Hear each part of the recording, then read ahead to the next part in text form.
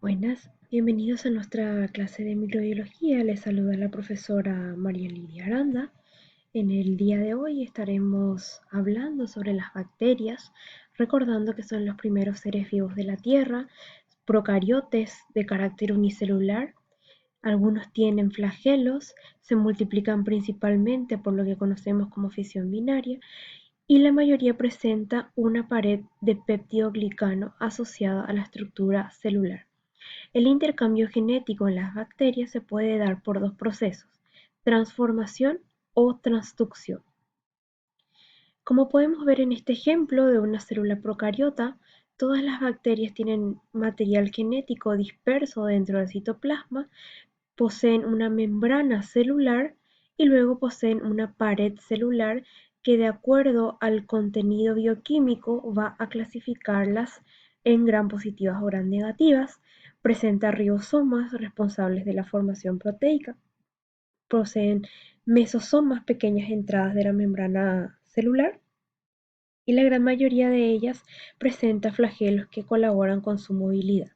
Si analizamos cada una de estas partes o características estructurales, las bacterias poseen núcleo, que al ser procariotas no tienen una membrana nuclear y presentan una región del genoma semejante a una estructura fibrilar, la cual contiene el ADN con la información genética de la célula. La membrana celular está formada por una doble capa de fosfolípidos y moléculas de proteína. Esta es una membrana semipermeable selectiva que controla la entrada y salida de nutrientes y se encarga de regular, además de esta entrada y salida, la biosíntesis de componentes de la cápsula y de la pared celular, y es la responsable de unir o ligar el ADN bacteriano y los plásmidos durante la replicación bacteriana. La pared celular, que es una estructura rígida que se encuentra por fuera de la membrana celular, que es la que le da forma y protección a la célula bacteriana. Recordemos que un individuo es una célula en carácter bacteriano, y las diferencias químicas entre estas paredes celulares pueden identificar una clasificación en dos grandes grupos de acuerdo a la tinción, y pueden ser de características gram positivas o gram negativas. Las células que se conocen como gram positivas contienen una única capa donde el 90% de esa pared celular es peptidoglicano y un 10% son ácidos tertoicos. Las células gram negativas contienen dos capas donde solo el 5 al 20% está compuesto por peptidoglicano, mientras la capa más externa está formada por liposacáridos. Otras estructuras presentes en las células bacterianas son los flagelos, estructuras alargadas, delgadas, de naturaleza proteica, formada por la proteína flagelina, que es la que le confiere movilidad a la célula. El flagelo se origina en la membrana celular y puede ser en ocasiones 10 veces más largo que la propia célula. Las características de estos flagelos pueden ser utilizados como un criterio de clasificación. Otras características anatómicas celulares de las bacterias son las inclusiones, que se pueden encontrar en forma de glándulos de almidón y de glicógeno como reservas energéticas en las células bacterianas; los ribosomas, que son los elementos estructurales encargados de la síntesis de proteínas; el citoplasma, que es el medio en el cual se insertan los organelos celulares; y los mesosomas, que, como habíamos visto, son entradas de la membrana celular, que en el caso de las bacterias sustituyen a las mitocondrias que están presentes en las células eucarióticas y son responsables de la formación de ATP o de todo lo que sería el material responsable energético celular. ¿Cuáles son las características de las dimensiones de las bacterias? El tamaño de estas células bacterianas puede variar de acuerdo al género y están en un promedio entre 1 a 0,3 micrómetros. Las formas que pueden presentar las bacterias son diversas, principalmente conocidas como cocos, bacilos o espirilos. Los cocos pueden ser diplococos o estreptococos o estafilococos o sarcinas, como vamos a ver en los siguientes ejemplos.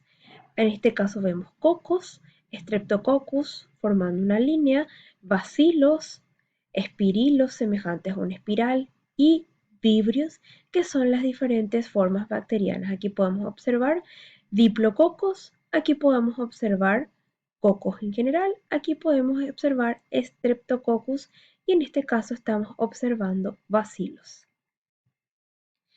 ¿Cómo se da la movilidad en las bacterias? Las bacterias pueden ser móviles o inmóviles, las que los hacen utilizando el flagelo en el caso que los tengan. Los cocos no tienen flagelos, pero los bacilos y los espirilos sí. De acuerdo a cómo se distribuyen estos flagelos en las células bacterianas, podemos conocer células conocidas como átricas, que es la que vemos en este ejemplo, que no tienen flagelo y no tienen movilidad, o monótrica, como serían estas que tienen un solo flagelo, o lofótricas, que son aquellas que observamos en esta imagen, tienen un grupo de flagelos en un polo, o las perítricas, como esta imagen, que tienen flagelos a lo largo de toda la célula, toda la periferia, o las anfítricas, que tienen grupos de flagelos en cada uno de los polos. Habíamos dicho que la presencia y la forma en cual se ordenan los flagelos contribuye también a la clasificación bacteriana.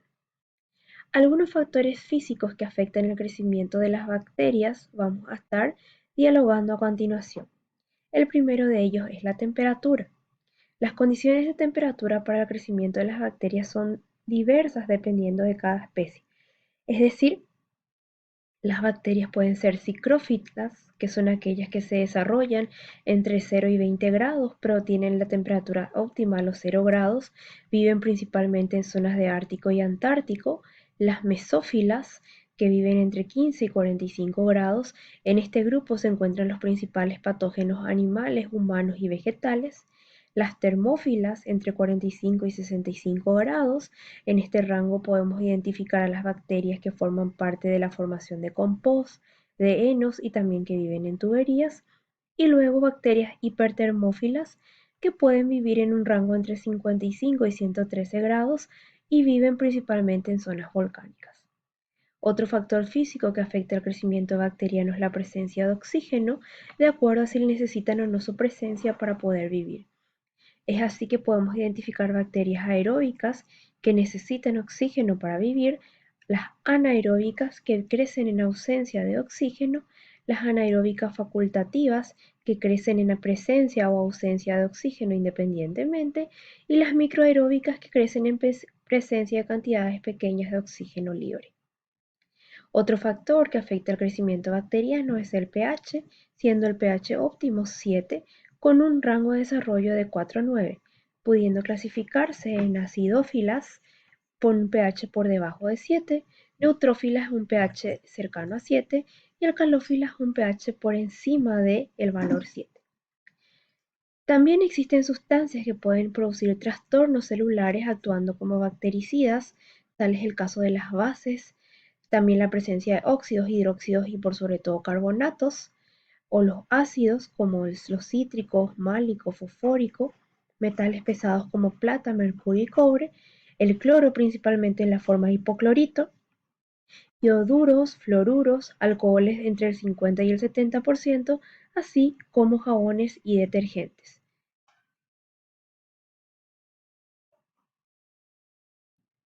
En la próxima entrega estaremos hablando de las multiplicaciones celulares.